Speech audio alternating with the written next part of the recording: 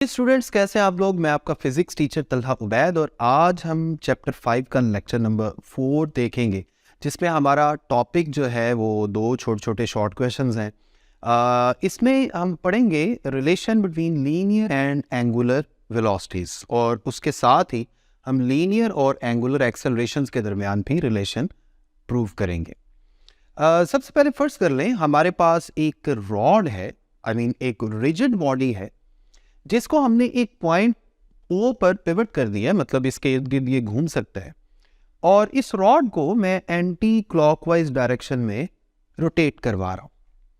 अब जैसे मैंने लास्ट लेक्चर के एंड पे आपको बताया था कि रिजिड बॉडी के अंदर जितने भी पार्टिकल्स होते हैं वो सारे पार्टिकल्स रिजिड बॉडी के साथ साथ बिल्कुल उतना एंगुलर डिस्प्लेसमेंट कवर करते हुए सर्कुलर मोशन में मूव कर रहे होते हैं।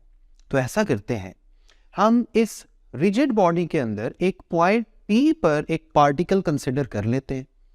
इस पार्टिकल का सेंटर से यानी पॉइंट O से जो डिस्टेंस है ये है, फर्ज कर लें R, और ये जो लाइन आप देख रहे हैं O से लेकर P तक, this is actually representative line of rigid body.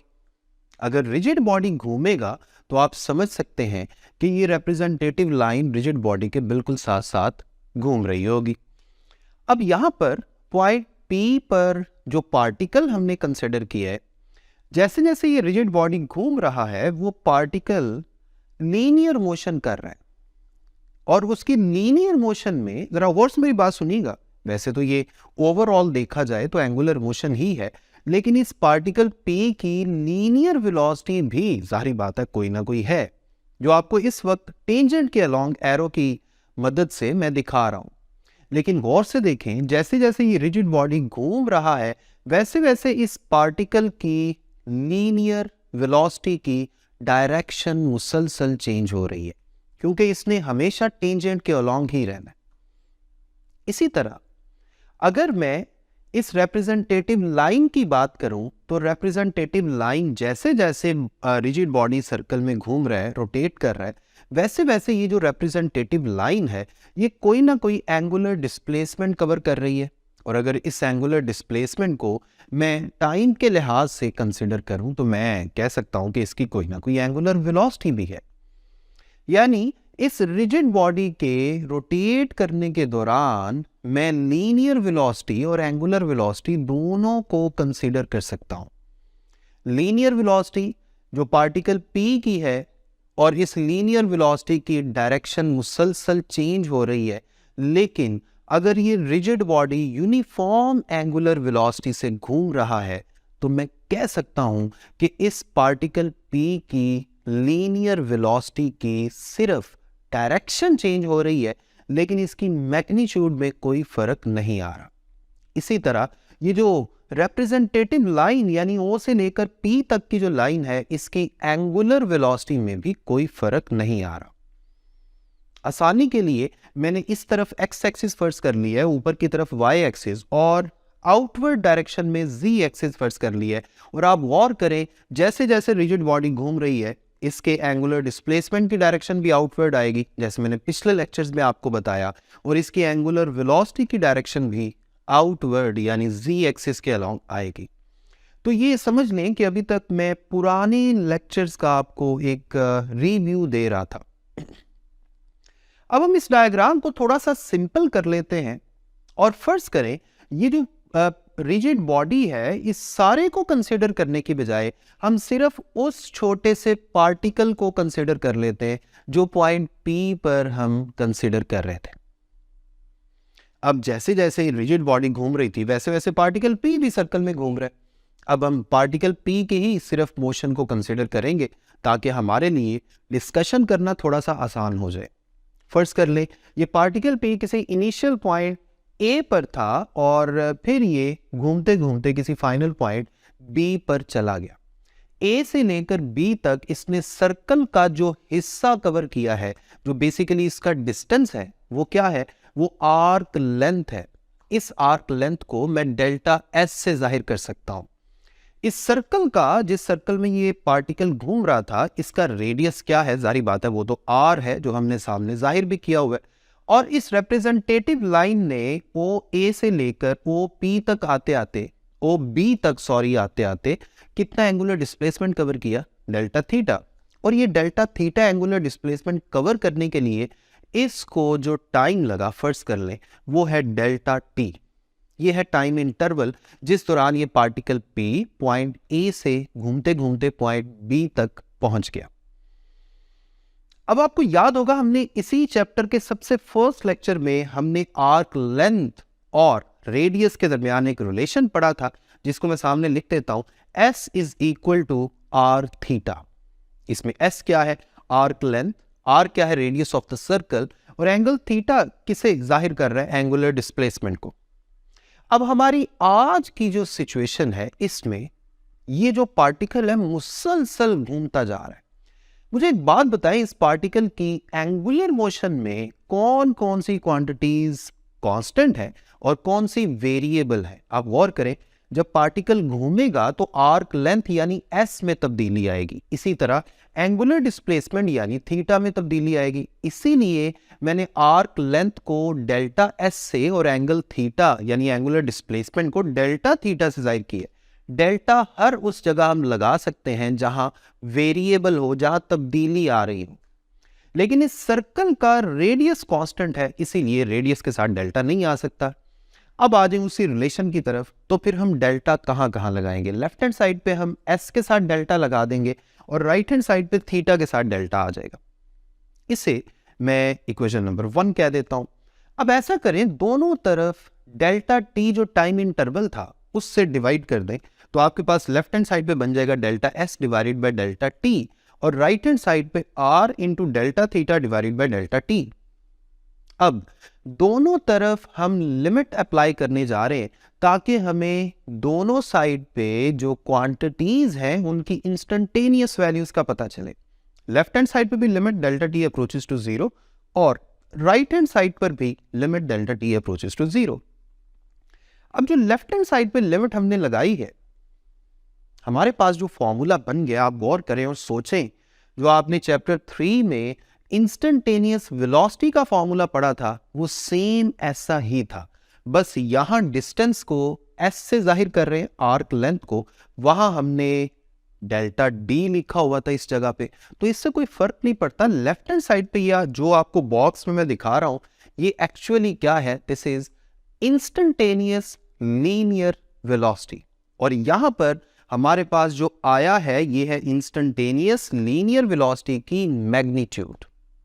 क्योंकि डायरेक्शन का तो हमें पता है कि वो टेंजेंट के अलोंग ही थी, जो मैंने लेक्चर के शुरू में आपको बताया, तो डायरेक्शन को हम फिलहाल कंसीडर नहीं करते, हम जस्ट मैग्नीट्यूड की बात कर रहे हैं। तो लेफ्ट हैंड साइड पे इंस्टेंटेनियस लीनियर स्पीड आ गई यानी लीनियर वेलोसिटी की मैग्नीट्यूड। अब चूंकि नीचे आपको इस वक्त कुछ लिखा नजर नहीं आ रहा V के साथ नीचे सबस्क्रिप्ट में, तो ये बात भी इसी तरफ इशारा कर रही है कि ये इंस्टेंटेनियस वेलोसिटी की मैग्नीट्यूड है। नीचे चाहे कुछ लिखा हो या ना लिखा हो, चाहे INST लिख दे चाहे ऐसे ही छोड़ दे, इसका मतलब इंस्टेंटेनियस ही है। ये मैं आपको पहले चैप्टर 3 में भी बता चुका हूँ। राइट हैंड साइड पे जो R है वो तो कांस्टेंट है, उसको लिमिट से पीछे भी लिख लेंगे, कोई फर्क नहीं पड़ेगा।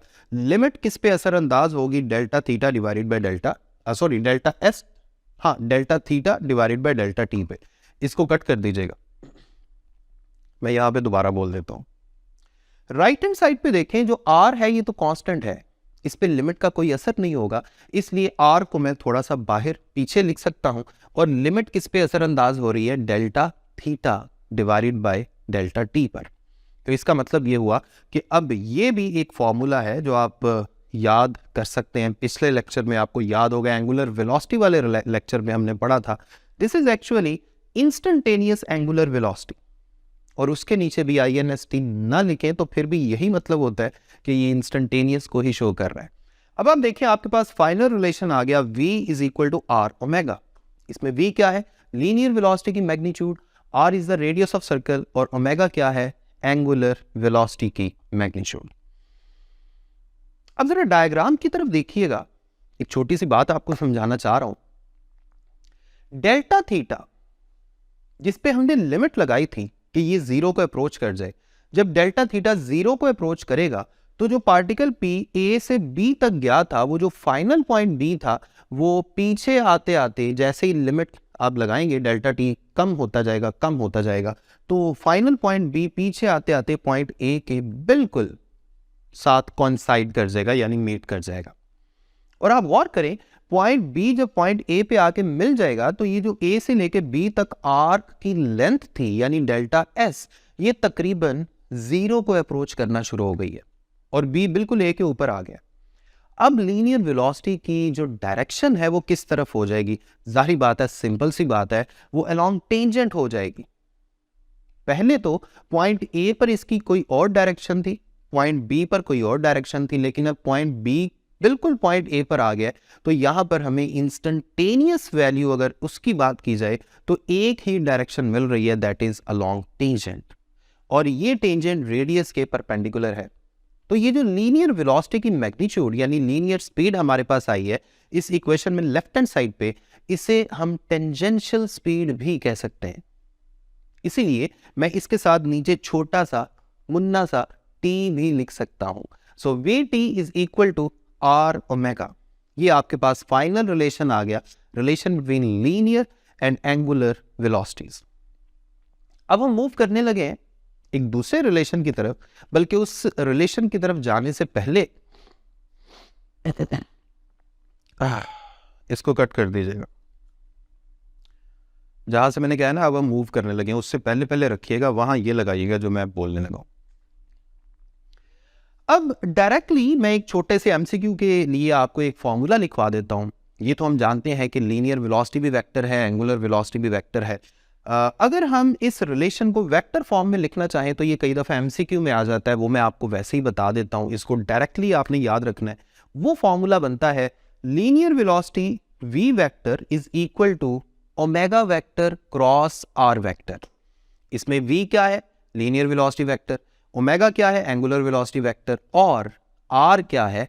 Position vector. यानी यहां पर इस फॉर्मूला में जो आपको डायग्राम में r नजर आ रहा है, पहले तो हम इसे रेडियस वेक्टर कह रहे थे, सॉरी सिर्फ रेडियस कह रहे थे। अब यहाँ फॉर्मूला के मुताबिक ये रेडियस वेक्टर कहलाएगा अगर आप इसको वेक्टर फॉर्म में लिखेंगे तो। बस फिलहाल इतना ही याद रखें, इसमें ज़्यादा डिटेल में डिस्कशन करने की ज़रूरत नहीं है। हमारे कोर्स में इवन वेक्टर प्रोडक्ट वाला ये फॉर्मूला भी नहीं था, ये मैंने वैसे ही आपको बता दिया ताकि आप एमसीक्यू के लिए इसको याद रख लें। अब हम मूव करने लगे relation between linear and angular acceleration. वो मैं ज़रा जल्दी में आपको करवा दूंगा। इससे पहले मैं v is equal to R omega का जो फॉर्मूला बनाने जा रहा था, तो मैंने आपसे ये कहा था कि फर्स्ट कर लें ये जो मोशन है ये यूनिफॉर्म एंगुलर मोशन है, यानी इसमें पार्टिकल की या रिजिड बॉडी की एंगुलर वेलोसिटी कांस्टेंट है, यानी यूनिफॉर्म है। अब मैं ये कंसिडर करने लगा हूं कि फर्स्ट कर लें, जैसे मैं एंगुलर एक्सेलरेशन में आपको कहता था ना कि फैन को जैसे ही ऑन करें तो एंगुलर वेलोसिटी बढ़ना शुरू कर देती है। अब यहां भी दोबारा ऐसी ही सिचुएशन हम कंसीडर करने लगे हैं कि इस वक्त दोबारा ये जो एंगुलर मोशन है, फर्ज कर लें ये नॉन यूनिफॉर्म है, यानी इसके अंदर कोई ना कोई एक्सेलरेशन है। अगर इसके अंदर कोई ना कोई एक्सेलरेशन है तो इसकी एंगुलर वेलोसिटी में मुसलसल तब्दीली आ रही है। फर्ज कर लें ये जो पार्टिकल है ये एंटी क्लॉकवाइज जो घूम रहा था, इसको अगेन हमने कंसिडर कर लिया, लेकिन इस वक्त इस पार्टिकल की एंगुलर वेलोसिटी में मुसलसल तब्दीली आ रही है। तो फर्ज कर लें पॉइंट ए पर इसकी जो एंगुलर वेलोसिटी थी वो ओमेगा 1 थी, और जब पॉइंट बी तक पहुंचा तो इसकी एंगुलर वेलोसिटी ओमेगा 2 हो गई। इसी तरह v is equal to R omega वाला जो अभी हमने रिलेशन डराइव किया था, उसके मुताबिक अगर ओमेगा में तब्दीली आएगी तो v में भी तब्दीली आएगी, यानी टेंजेंशियल वेलोसिटी की मैग्नीट्यूड में भी तब्दीली आएगी। यहां भी ऐसा ही होगा। अगर पॉइंट ए पर यानी इनिशियल पॉइंट पे ओमेगा डिफरेंट है, यानी ओमेगा 1 से मैं इसे जाहिर कर रहा हूं, तो यहां लीनियर वेलोसिटी की मैग्नीट्यूड को भी मैं v1 से जाहिर कर सकता हूं। इसी तरह पॉइंट बी पर अगर ओमेगा को ओमेगा 2 से जाहिर किया है तो लीनियर वेलोसिटी की मैग्नीट्यूड यानी टेंजेंशियल स्पीड को भी मैं v2 से जाहिर कर सकता हूं। यानी मैं दूसरे अल्फाज में ये कहना चाह रहा हूं कि डेल्टा टी टाइम इंटरवल में ओमेगा में भी तब्दीली आई है और लीनियर वेलोसिटी की मैग्नीट्यूड में भी तब्दीली आई है। अब मैं डायरेक्टली मूव करने लगा हूं उस रिलेशन की तरफ जो अभी अभी हमने डराइव किया। हम जानते हैं v is equal to R omega.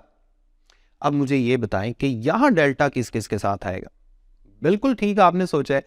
Delta left hand side पे v के साथ आएगा और राइट हैंड साइड पे ओमेगा के साथ आएगा। So delta v is equal to r into delta omega. अब अगेन वही काम करना है, दोनों तरफ डेल्टा t से डिवाइड करें। लेफ्ट हैंड साइड पे delta v divided by delta t हो गया, राइट हैंड साइड पे r into delta omega over delta t हो गया। अब दोनों तरफ टाइम की लिमिट लगा दे। टाइम की लिमिट लगाएंगे तो लेफ्ट हैंड साइड पे limit delta t approaches to 0, delta v divided by delta t। ये जो लेफ्ट हैंड साइड पे आपको रिलेशन नजर आ रहा है, this is actually the relation for instantaneous linear acceleration जो आपने चैप्टर 3 में पढ़ा था। इसी तरह राइट हैंड साइड पे रेडियस जो है वो लिमिट से पीछे लिख देंगे क्योंकि वो कांस्टेंट है। और बाकी क्या कुछ है ये अभी पिछले लेक्चर में इसी चैप्टर में हमने पढ़ा था, that relation between instantaneous angular acceleration. जैसे मैं पहले आपको बता के आया हूं कि नीचे इंस्टेंटेनियस को शो करने के लिए INST ना भी लिखे तो कोई फर्क नहीं पड़ता। तो इस तरह हमारे पास जो रिलेशन बन गया है दैट इज A यानी linear instantaneous acceleration is equal to R alpha, जिसमें R क्या है, रेडियस ऑफ दैट सर्कल, और अल्फा क्या है, इंस्टेंटेनियस एंगुलर एक्सेलरेशन। जैसे इससे पिछले रिलेशन में मैंने v को टेंजेंशियल स्पीड कहा था, सेम उसी तरह यहां भी जो एक्सेलरेशन लेफ्ट हैंड साइड पे a आपको नजर आ रहा है, this is again along the tangent to the circle, इसीलिए इसे भी टेंजेंशियल एक्सेलरेशन कह सकते हैं। जैसे मैंने वहां आपको वेक्टर फॉर्म में रिलेशन लिखवाया v is equal to omega cross r, यहां भी वेक्टर फॉर्म में कुछ वैसा ही रिलेशन बनता है, a vector is equal to alpha vector cross R vector. ये भी सिर्फ एमसीक्यू के लिए आपने याद रखना है। अब हम इसी लेक्चर में एक दूसरा छोटा सा पॉइंट डिस्कस करने लगे हैं जिसमें हम हेडिंग कुछ ऐसी लिख सकते हैं, comparison of linear and angular equations of motion. आपको याद होगा चैप्टर 3 में हमने 3 इक्वेशंस ऑफ मोशन की बात की थी, जिसमें फर्स्ट इक्वेशन थी vf is equal to vi plus at, second equation थी s is equal to vit plus half at square, और थर्ड इक्वेशन थी 2as is equal to vf square minus vi square. इन तीनों equations को हम angular motion के लिए बड़ी ही आसानी से रिप्लेस कर सकते हैं। वो कैसे? हमने वेलोसिटी v की जगह एंगुलर वेलोसिटी पुट कर देनी है ओमेगा, हमने लीनियर एक्सेलरेशन a की जगह एंगुलर एक्सेलरेशन अल्फा पुट कर देना है, और हमने लीनियर डिस्प्लेसमेंट s की जगह एंगुलर डिस्प्लेसमेंट थीटा पुट कर देना है। अब जरा देखिएगा ये तीनों इक्वेशंस एंगुलर मोशन के लिए कैसी बन जाएंगी। देखिए फर्स्ट इक्वेशन बन जाएगी हमारे पास omega f is equal to omega i plus alpha t. Second equation हमारे पास बन जाएगी थीटा, s की जगह थीटा आ गया, theta is equal to omega i t plus half alpha t square. इसी तरह थर्ड इक्वेशन ऑफ मोशन हमारे पास बन जाएगी 2 अल्फा थीटा, s की जगह थीटा आ गया, a की जगह अल्फा आ गया, is equal to omega f square minus omega i square. उम्मीद करता हूं कि आज के लेक्चर में ये दोनों रिलेशंस आपको बहुत अच्छे से समझ आ गए होंगे। अगले लेक्चर तक अपना ख्याल रखें, मुझे अपनी दुआ में याद रखें।